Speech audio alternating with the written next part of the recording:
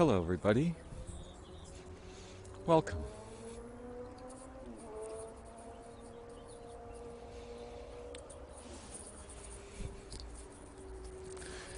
I'm not sure what I'll speak about yet today. I've had some unusual experiences lately, and not all of them are nice. Some of them are very troubling. Many of us, many of the people I know, not all of them, but, are suffering.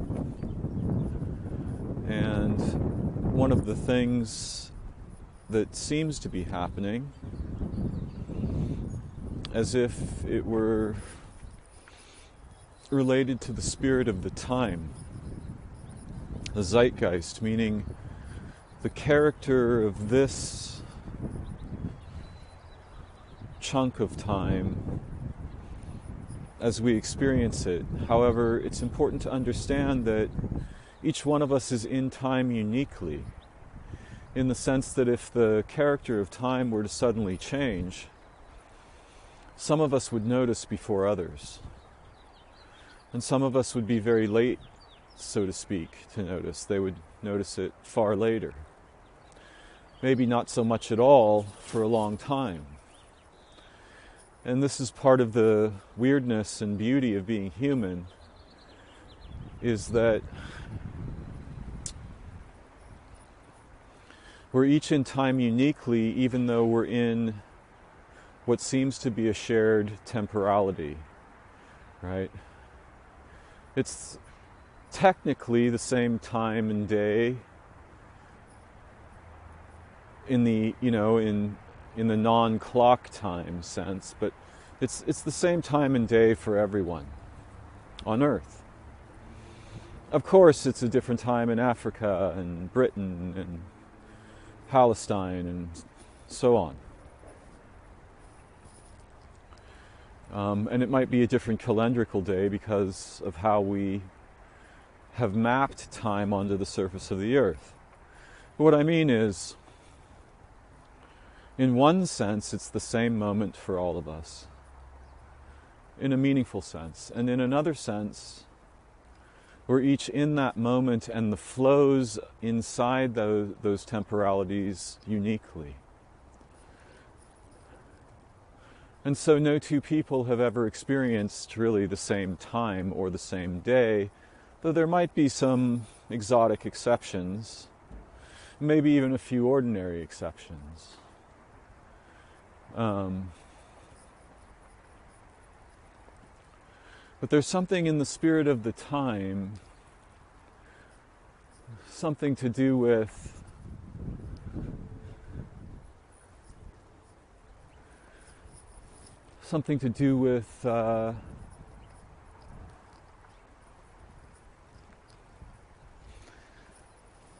things that haven't been processed or have been buried or have been stewing, things that need attention and haven't been getting attention, right? These things are coming to the surface in our lives and minds. For many people. So it's as if there's a dredging up of material from our bodies and emotional selves, from our hearts, unresolved aspects of our lives, of our minds, of our souls, of our interiority, of our history, right? As if these things are bubbling up to the surface now, as if something in the spirit of the time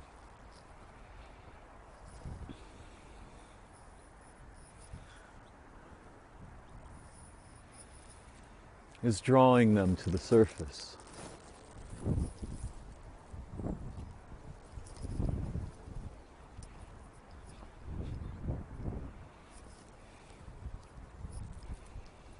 And so many of us are experiencing kind of a storm inside us.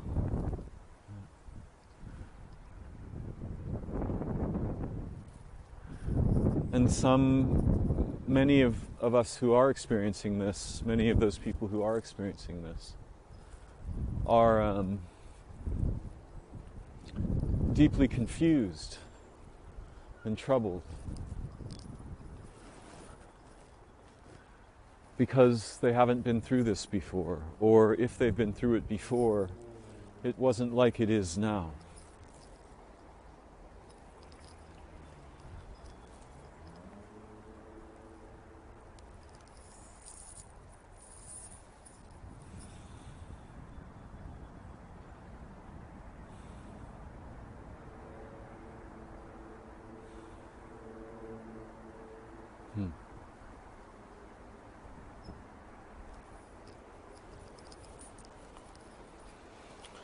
And so many of us are struggling.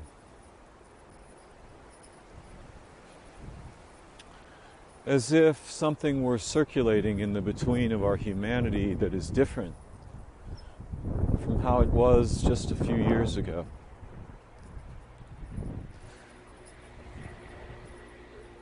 Some of the flows in time have stopped.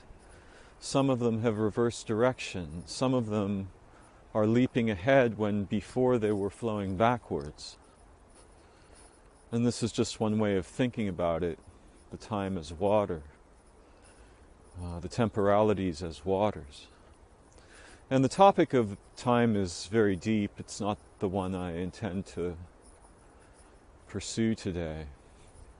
Though I have to say a little bit about it. So, I've been noticing this happening around me. And it's not the kind of thing the humans ordinarily talk about. We don't really have a context where we explore the spirit of the time and what is changing and what has frozen and what is leaping forward and what is going backwards now.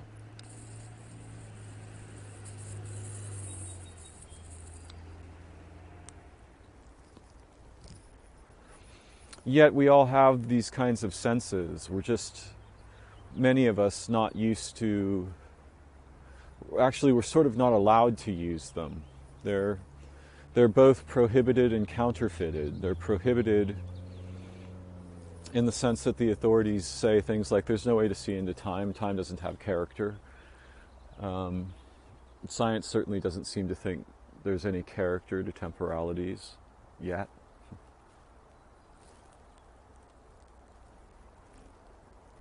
And then we're also prohibited in the opposite way, where instead of being authentically introduced to our senses and enabled to explore and develop them, we're given strange spirit stories by, what I could derisively refer to as woo culture.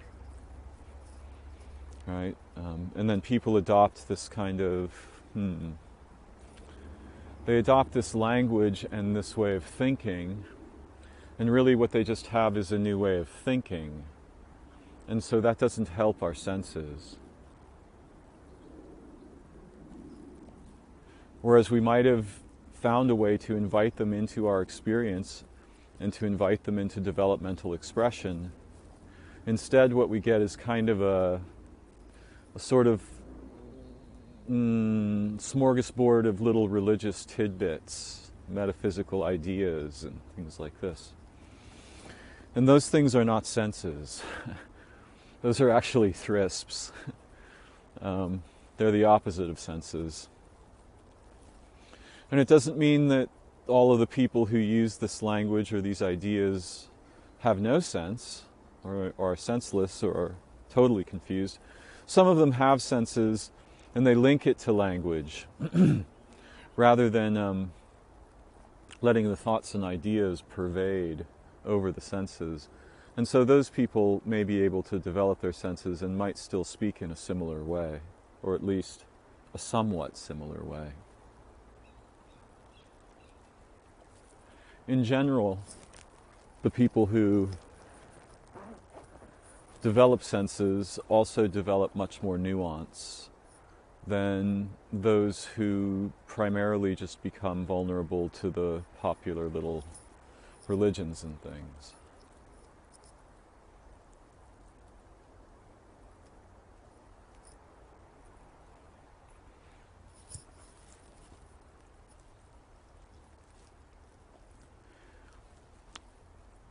But it's my strong sense that in the weather of the character of time on Earth, things have shifted dramatically and quickly.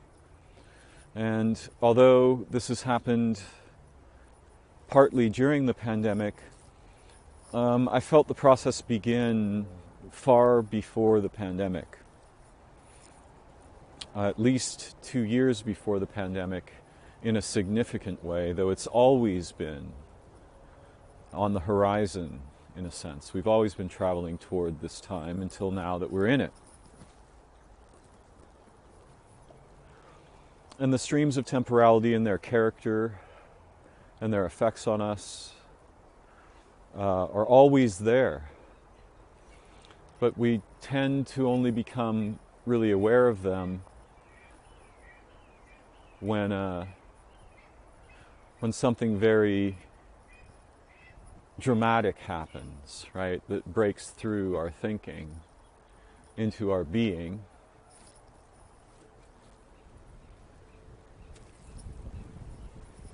And then we may not have the language or ideas that would allow us to understand the new landscape or the transformations, or maybe something of their meaning. And so most of us, I think, are pretty helpless in this regard. We cannot see into time.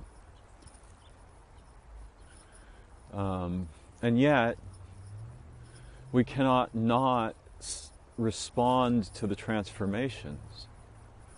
So we may have experiences that don't make sense or are suddenly very different from our previous experience. Experiences of our interiority or our mind or our bodies or all three, our souls, our dreaming, our sleep. We may have experiences that are very difficult to understand, to bide with, to work with intelligently and creatively, with hope and faith. And sometimes time changes in such a way that what our hope or faith was depending on disappears, cannot be found. And we may feel lost or in agony. We may have physical illness, injury. All kinds of things can happen, not only bad things. But it's very difficult for us to know how to understand what's going on and how to respond, and so a lot of us break down, right? We may return to old habits that we'd gotten rid of in an attempt to navigate the storm, because what we were using to navigate in the storm no longer works.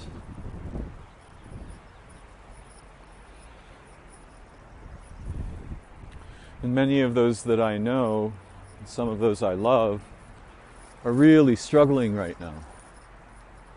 They're really suffering and very confused, exhausted, frightened, angry,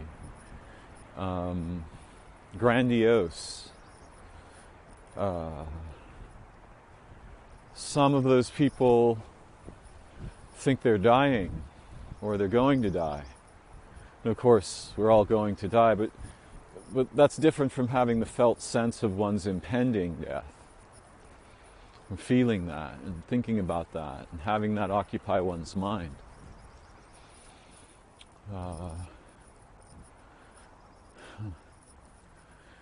So, just to repeat what I'd said before, and perhaps I can articulate it a little better, a number of things in the character of the flows of time have transformed over, say, the past 5 years very dramatically. It's easy to see the transformations imposed by the pandemic on the surface of things. It's very difficult to see the long-term ramifications of any of that. Perhaps nearly impossible. And so in some sense, I think people are distracted, many people anyway, are distracted because they think that the feelings that they're having are the result of, say, the pandemic. And some of them probably are, but not all of them. There's something much deeper going on, a tree that the pandemic is just a branch of.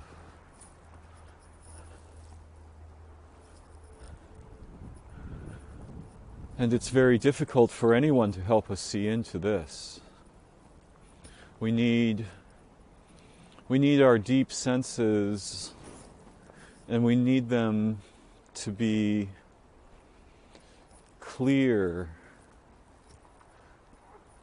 to us rather than,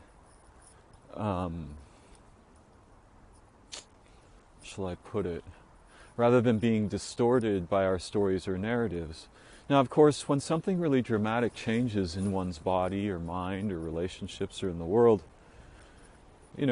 we would like to have some kind of explanation. Certainly we'd like to know something like, well, what is going on? Why is it going on? And what is causing it? And this is a natural desire. But we should be careful about becoming too involved in those questions, because sometimes the nature of time requires that we just be very present in what is going on. And when we begin to wonder, well, what is going on? What is this? How did it happen? Whose fault is it? Who's doing this? What's doing this? When we have all these questions, which again are entirely natural for us to have, we become distracted. We're no longer present. And if the character of the time really required that we be deeply present, then these questions will actually take us away from what we're seeking into ideas and narratives and concepts and beliefs and assertions and declarations and negations and so on. And none of that is like being present. That's all kind of head stuff. Yeah.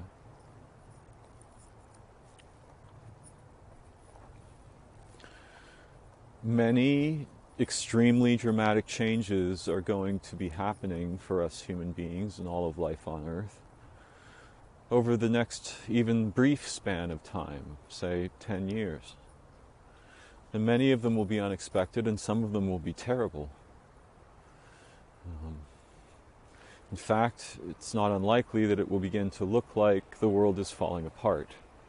At least the human world is certainly going to fall apart, because most of the bizarre games our collectives and institutions are playing are self-terminating games, and those games have come much closer in our time to terminating themselves.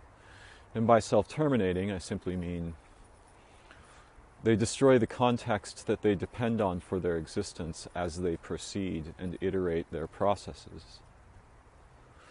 And the humans have been doing something like this for a long, long time, but it only became extremely dangerous really in about the last 100 years, and perhaps most particularly in the last 50. So we have changed the world, and we will thus be changed. We meaning the collective humanity, which isn't really much of a we. It's a schizoid nightmare of competing imperatives and nonsense and causes and explanations and theories and so on.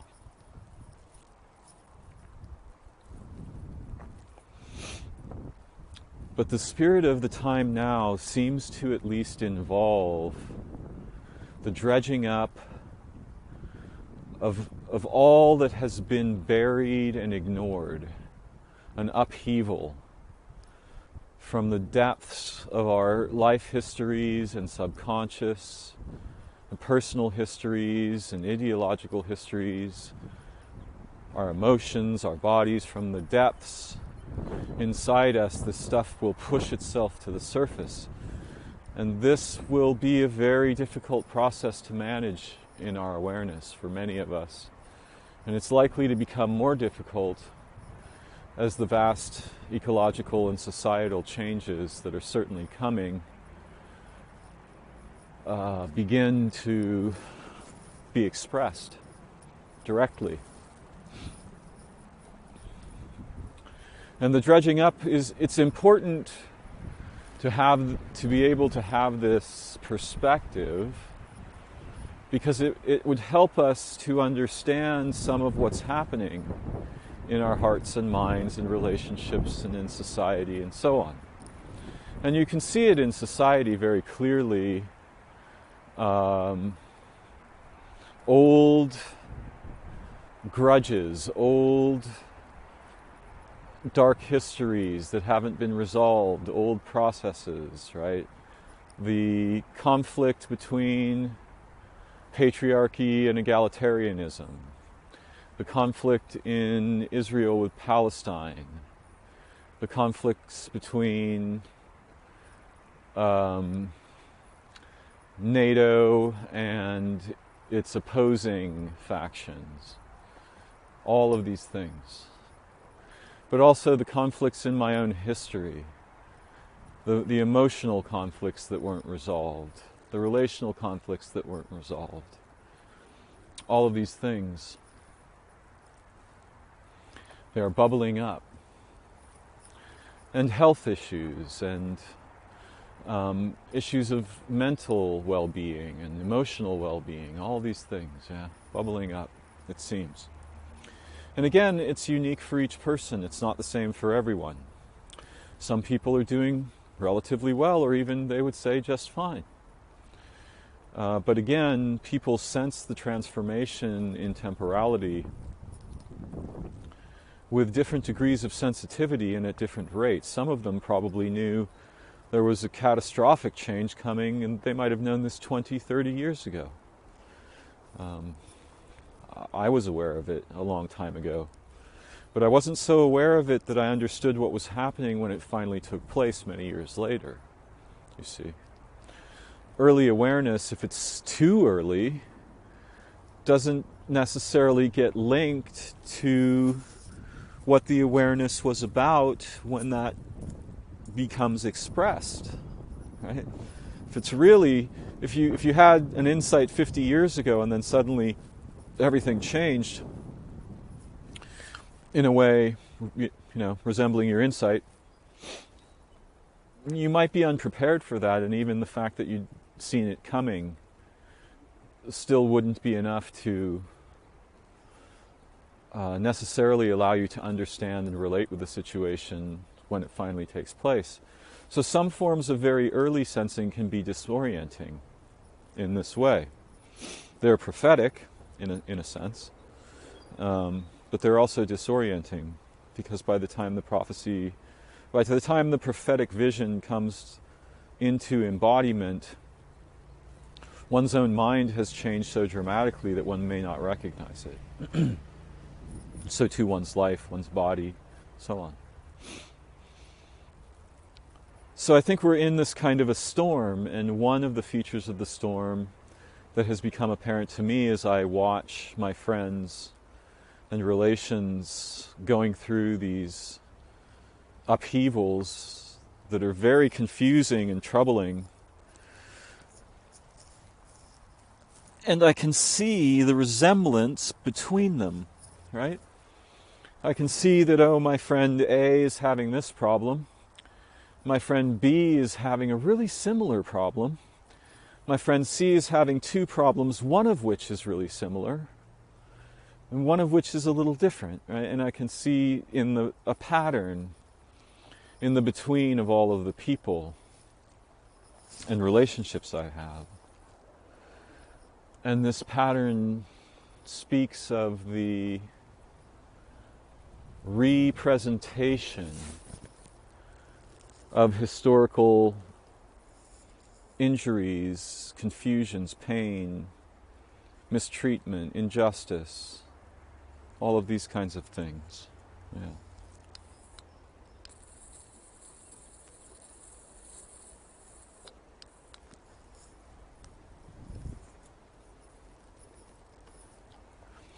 And if we're aware of that in a gentle way, not in an explicit way,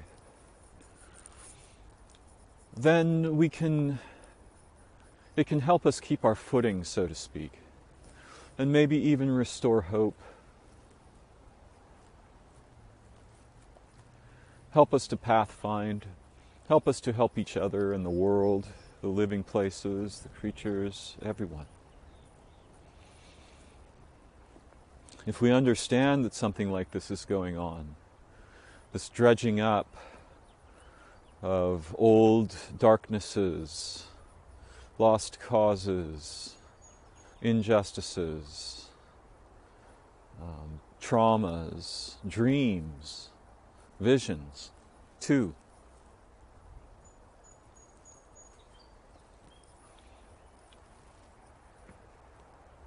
Then we won't be quite as disoriented or confused as we struggle with our own minds, our own bodies, the relationships closest to us, our vocations, our homes, our life paths, our addictions, our loves, our arts, right? We may be able to find a path even though the central light upon which we previously depended may have been eclipsed.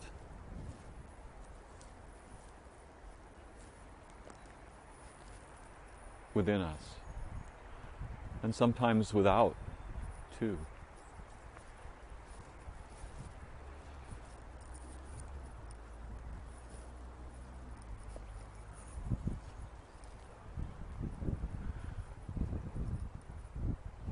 Our hearts are infinitely vast.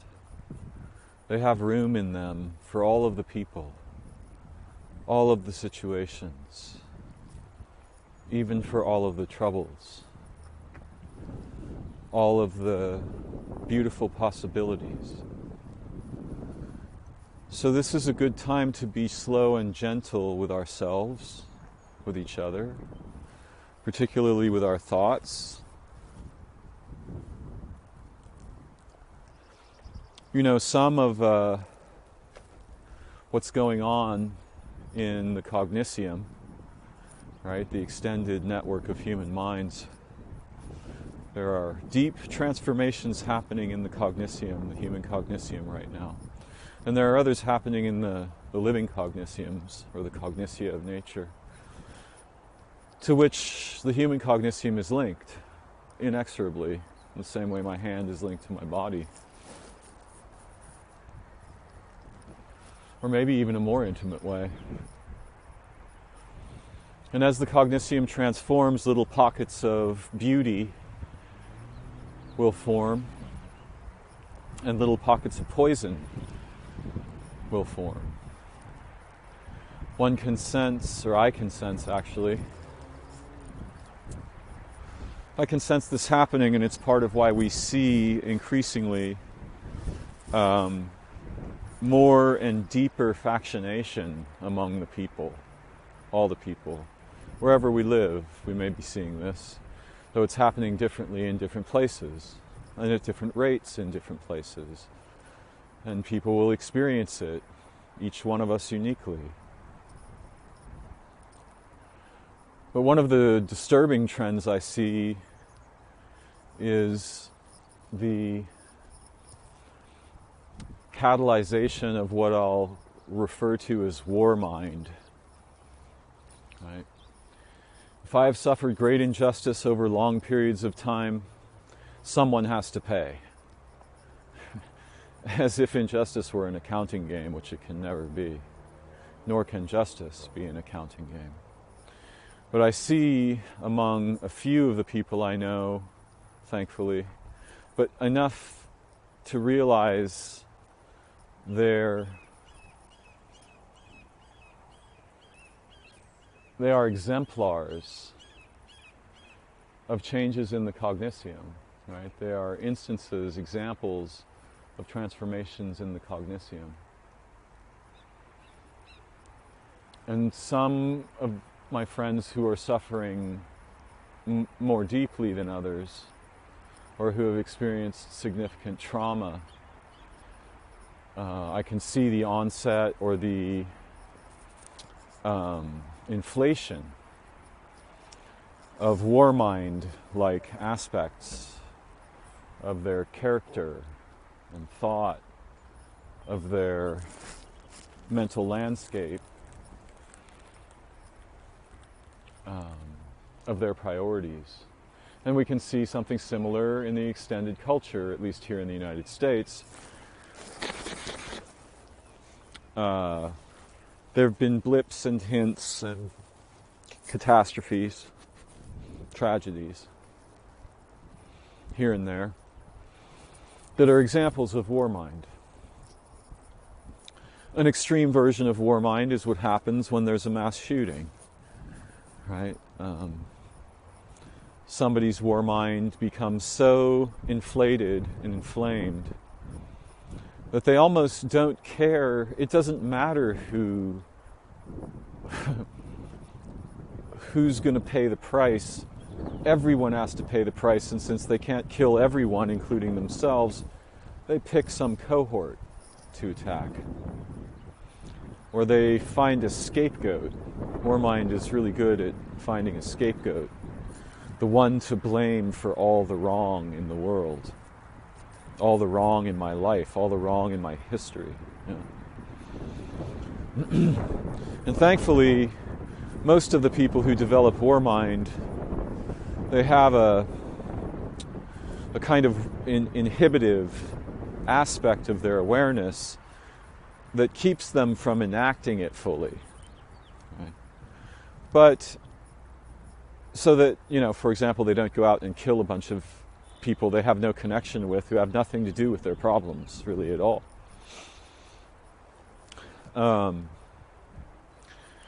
But there are more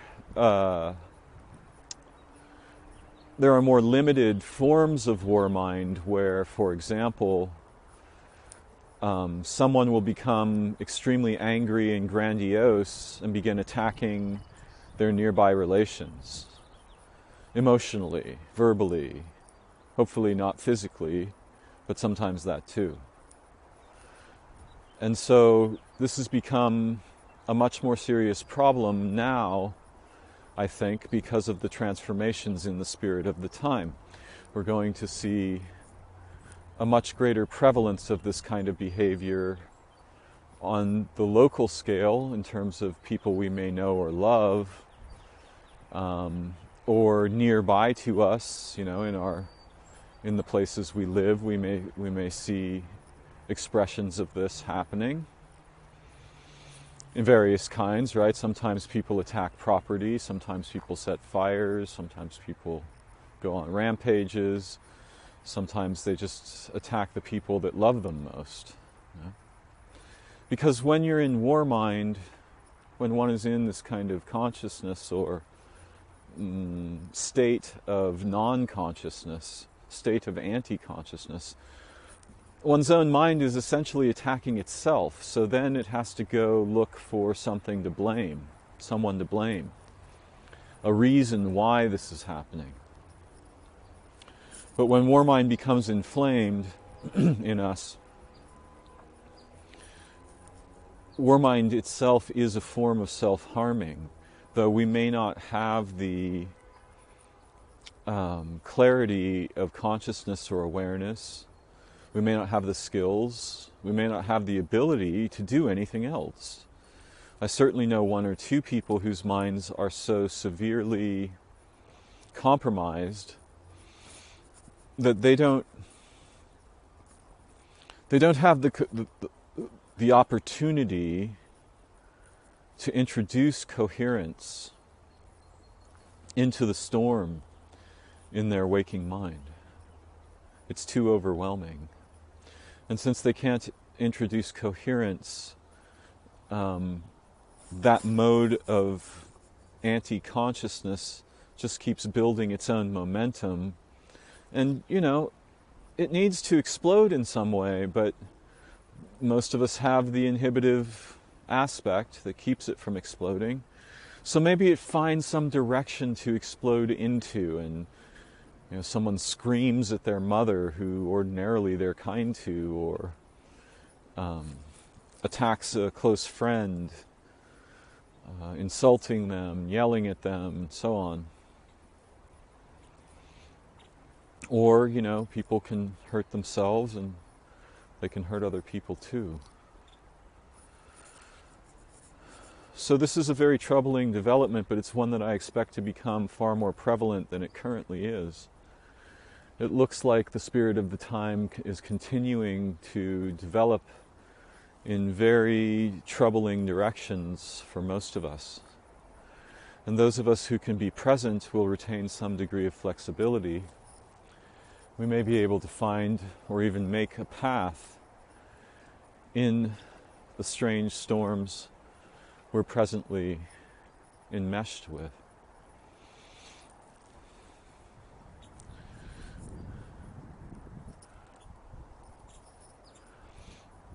There's a lot to be said for being gentle and for being kind and for going slow, especially when things become tense. Yeah.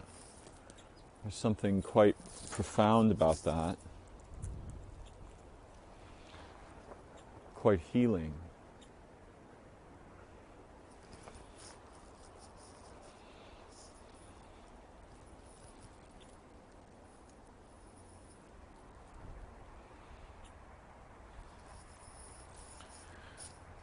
And sometimes when I've been in conversation with someone who's in this state of mind, this kind of Warmind state,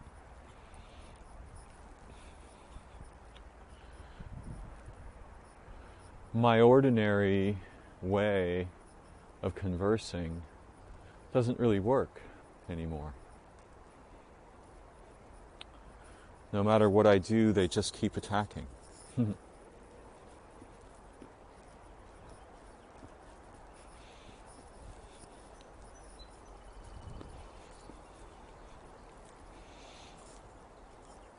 And when that's happening, I have to slow down and listen. And maybe ask them what they need or hope for right now.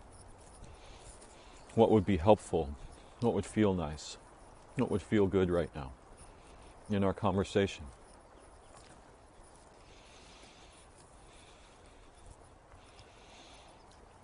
And I have to give up my desire to lead the conversation or to advise or teach or throw some light on some aspect of the thing, because if I do any of those things, they'll just attack me.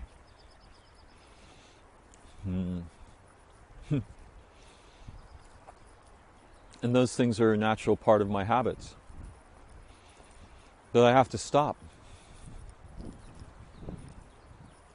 and really sincerely ask them what they need. What do you need right now? What do you want in our conversation right now? What are you feeling right now? Where are you feeling it? And just listen compassionately, with respect, not judgment. Because if I'm trying to advise or teach or shed light on something, underneath that, their Warmind senses that I'm critical of them, right? If I weren't critical, why would I try to teach them something? If I weren't critical, why would I try to shed light? Why would I think I can see where they cannot, right? That's already criticism. And Warmind is very sensitive to this. Can be, isn't always. It has peculiar features. It's certainly nothing like ordinary consciousness. And often it's extremely grandiose. It's, me and my ideas and my beliefs and my history and my suffering and my trauma. We are the most important thing in the universe. Nothing even matters compared to this. Right? So we have to be really gentle and go slow if we're dealing with someone in that state of mind. But even if people are just suffering and confused or angry or frustrated and they haven't really formed Warmind yet, the same principles are useful. Right? Go slow, listen authentically with respect, honor the person's feelings and perspectives, even if they seem completely outlandish or ridiculous. Because sometimes we need to express outlandish or ridiculous fears or concerns or narratives. And if every time we're trying to express them, someone's criticizing us or correcting us or trying to show us the light, that just feels worse. Right? It's like more abuse. So a slow and gentle process of listening and asking questions and not judging and reserving our own input can be very useful, because sometimes the stuff that's bubbling up, it really just needs to be invited to bubble up. It doesn't need to be fixed. It doesn't need to be analyzed, right? It just needs to bubble up.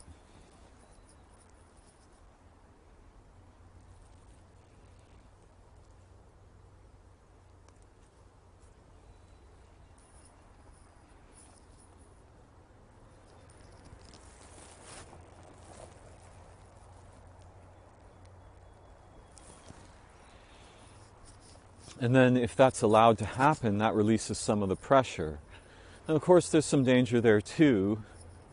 If we encourage the bubbling up too much, then people may subconsciously realize, oh, if I'm really traumatized and angry, frustrated or upset, then I get attention, but when I'm not, I don't. So then that becomes a drama engine, right?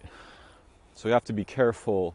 We have to walk the balanced line between supporting the bubbling up so that a release occurs, and celebrating the bubbling up in such a way that now the habit of drama gets first catalyzed and then funded, right? It's nourished. So there's a fine line there. Though the second thing isn't so much of a danger unless we're in long-term exchanges. Nonetheless, it's part of what's going on. We humans hitchhike on attention. So we have to have some awareness when we're eliciting the attention of others or giving our attention to others about what's getting funded, what's getting proposed for the future of our relationship, for future conversations. How are we navigating the space in which we potentiate future minds now in the moves we make together here?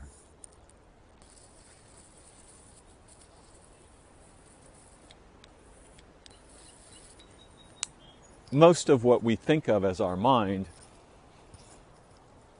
if we think of the aspect that thinks and knows the names of things and analyzes them and evaluates them, that's a small aspect of our mind, but that aspect is extremely habit-driven. Traces form, they get repeated. Each time they're repeated, the habit deepens and evolves a bit or devolves a bit, depending on whether, as it deepens, we gain new degrees of liberty and insight and creativity and understanding and awareness, or we lose them, right? That's the fundamental difference. And many of our habits, those we acquire from culture particularly, are of the latter kind. They cost us liberty every time we enact them, and sometimes they cost us new kinds of liberty every time we enact them, which is much more catastrophic. Warmind is this kind of process. The person experiencing that has lost nearly all of their liberty. And this is what pressurizes Warmind, what charges it, what gives it its incredibly compelling aspect. I guess Warmind can be understood as an expression of the felt sense of being victimized. And we don't have to be personally victimized to feel victimized. Many of us feel the tragedy of ecological collapse on Earth. We feel the social tragedies of extreme poverty and the injustice of incredible wealth. We feel the ideological tragedies of religious or ethnic or gender persecutions. And Warmind can grab onto any injustice and add it to the pile, and it'll pick the ones that fund it best, usually. But once we become really focused on injustice, we're in danger.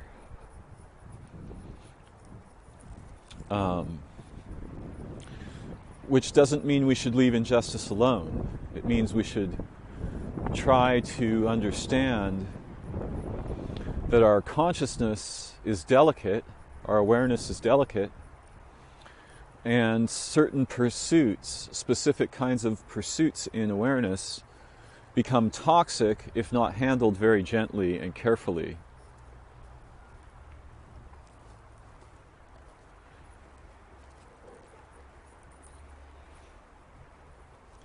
So while I wouldn't recommend we ignore injustice, Warmind can use the offense that we take when we take offense. Yeah. This feeds Warmind.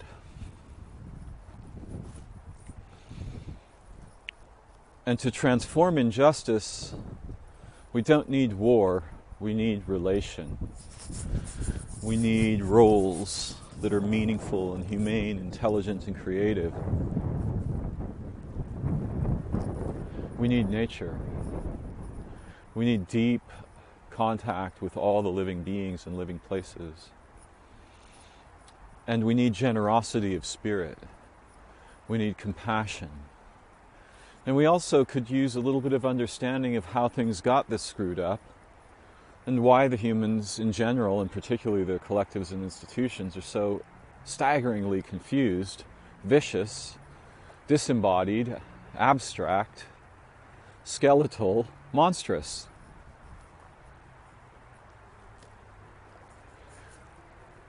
But those understandings don't come from taking offense. Once we take offense, that's pretty much what we get.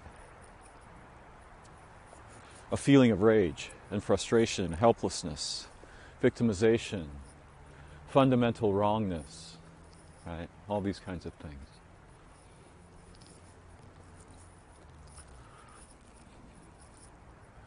So as in our cultures and societies, in our lives and relationships, as this dredging up, as this upheaval proceeds, we should walk gently together, lovingly together, supportively together, with those we love, with strangers, as if there are any, with the living creatures and the living places, because everything is changing right now. And it's a very intense transformation. And it's funny, you know, one of the things that I was troubled by when I began this conversation, and I honestly didn't know what I was going to speak about it at all, but now I've gained accidentally, just by walking through this topic, I've gained some insight about a relatively troubling and very unusual experience that I had with an animal. So perhaps we've all gotten lucky here today and seen something new and something really helpful and medicinal, because of course in times that are troubling, kind and gentle medicine can be very healing, very nourishing, soothing, calming, sweet, beautiful, helpful. And it can restore our faith when we have none. It can bring us hope when we are hopeless. Especially if we are embodying these, I don't want to call them principles, it's not the right word, but this orientation, yeah, where we're capable of slowing down, looking deep, relaxing, listening, asking questions, being gentle, giving love and care and kindness wherever it might be needed. Even perhaps to those we might usually think of as our enemies, or we might be habituated or scripted to think of as our enemies or competitors, or, you know, the capital O others.